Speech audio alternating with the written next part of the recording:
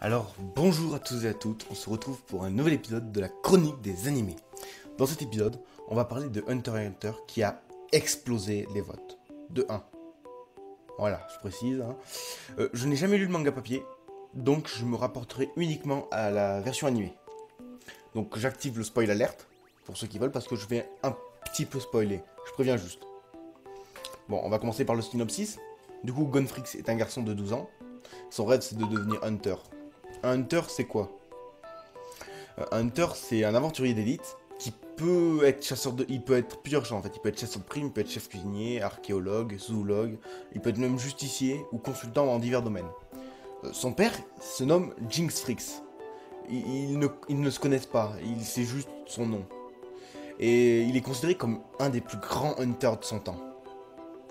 C'est aussi pour le retrouver que Gon devient Hunter.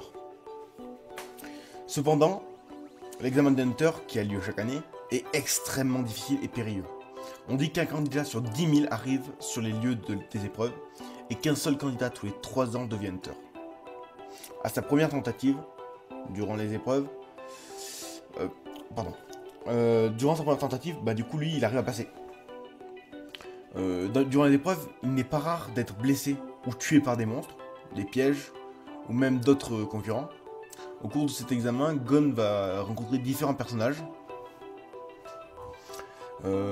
aussi bien amis qu'ennemis.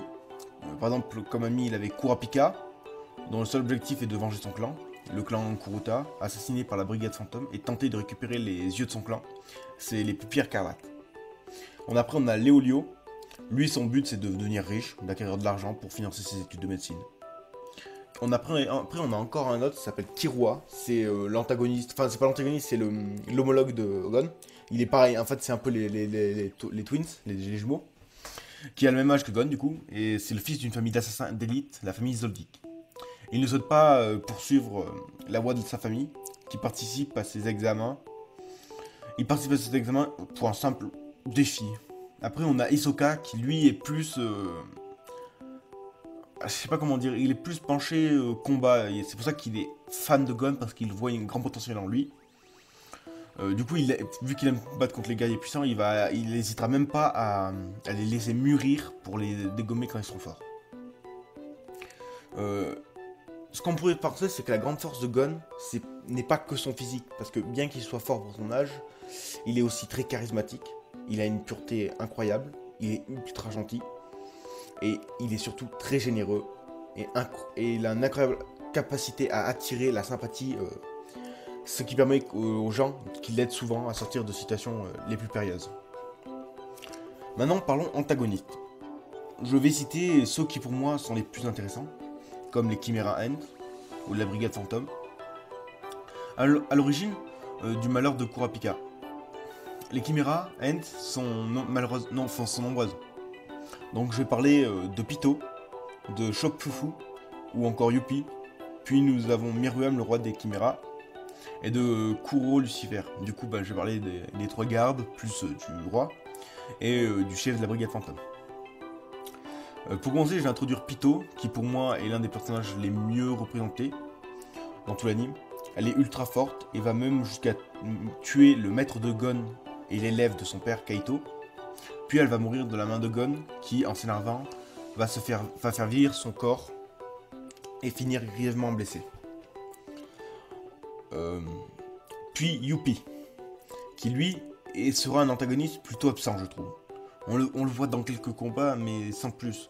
La seule chose qu'il ait fait, à mes yeux, de vraiment utile pour son rôle, c'est de sacrifier toute sa puissance pour sauver Meruem, son roi. Et après, il se retrouvera en mode chibi, j'appelle ça, où ils sont tout petits et tout mignons. Ça arrivera aussi pour Chop Fufu, j'arrive pas avec son nom, il est chiant, qui lui, en revanche, va être un peu plus utile. Il va être plus intelligent que les autres, et va créer des stratégies pour protéger le roi. Il va même essayer de faire tuer une fille que le roi apprécie, parce qu'il la juge inapte à régner à côté du roi. On en vient enfin à Meruem, lui qui est si fort et charismatique. Dans son combat contre Netero, il apprend son nom. Netero refuse de laisser faire ce roi diabolique, Mais même après un combat aussi antagoniste avec la puissance, le plus puissant des Hunters et la plus puissante des Chimera, Netero décide de se suicider et de faire exploser une bombe qui est à l'intérieur de son cœur, qui s'appelle la bombe atomique rose. C'est une bombe en fait qui forme une rose. Du coup, Meruem n'arrive pas à s'enfuir et malheureusement, Meruem meurt. Et ben après, du coup, c'est les deux gardes, donc Shopfufu et Yuppie, qui vont donner leur puissance pour le sauver. Et ils se retrouveront tous les deux en mode chippie permanent. Maintenant, passons à Lucifer. C'est le chef de la brigade Fantôme. Et un monstre en puissance, effroi, intelligent et calculateur. Il ne tient pas compte de la vie d'autrui. Il dit même que s'il meurt, l'une des pattes de l'araignée prendra sa tête. Il n'a donc aucun respect pour sa propre vie, ce qui en fait l'un des personnages les plus durs à cerner de la franchise Hunter x Hunter.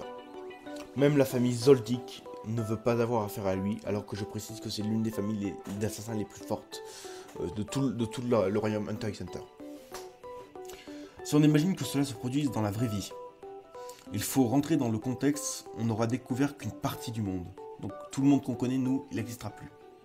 Et il existera des créatures ultra dangereuses que les hommes ne pourront pas affronter.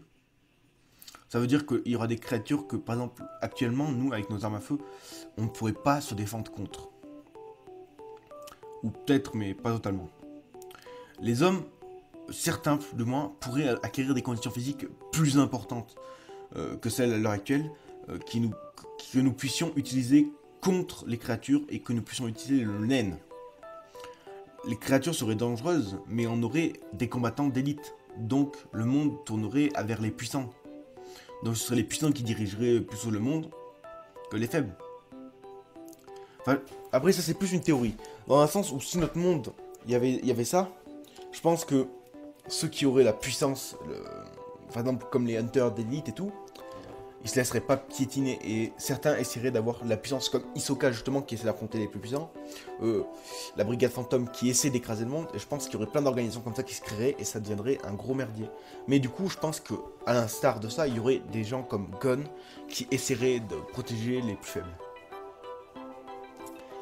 Donc ça deviendrait un calvaire pour les faibles, hein, qui devraient se soumettre et pour vivre, à part si certains forts, du coup comme Gon, qui lui a un cœur d'or. Bon, je vais vous proposer une petite théorie que j'ai pensée, mais qui me paraît un peu grotesque. Je pensais que le continent noir, c'est de là que viennent les Chimera Ant, les grosses. Et s'il y avait déjà des hommes là-bas, et que cela serait aussi fort pour détruire les fourmis Chimera comme si de rien n'était. On voit très bien dans un épisode où Kaito détruit une ruche de Chimera comme si de rien n'était, avec son arme. D'ailleurs, il est dégoûté qu'il ait eu dû faire ça à cause de Gon. Imaginez que dans le continent noir, ce soit pareil. Détruire les Chimera Ant sont ultra faciles pour eux.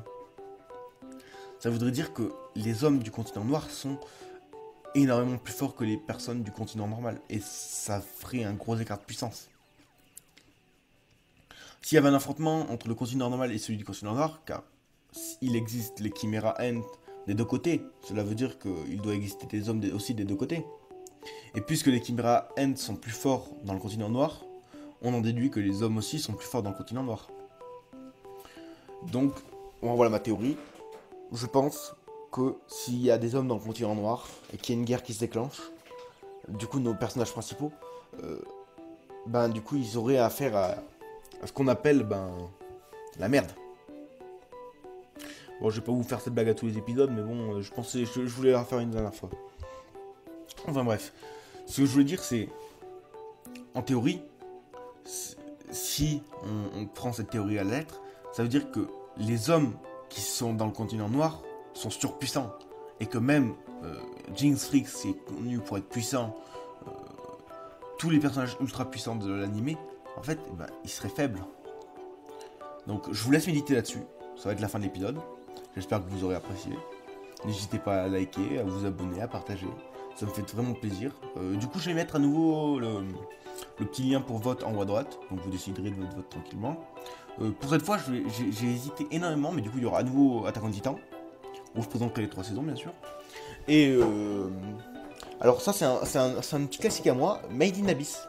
qui est un anime que j'adore énormément. Je trouve très sympa. Vous me direz ce que vous en pensez. Mais du coup, j'attends vos votes avec impatience et je vous dis à la prochaine. Allez, à plus les bros.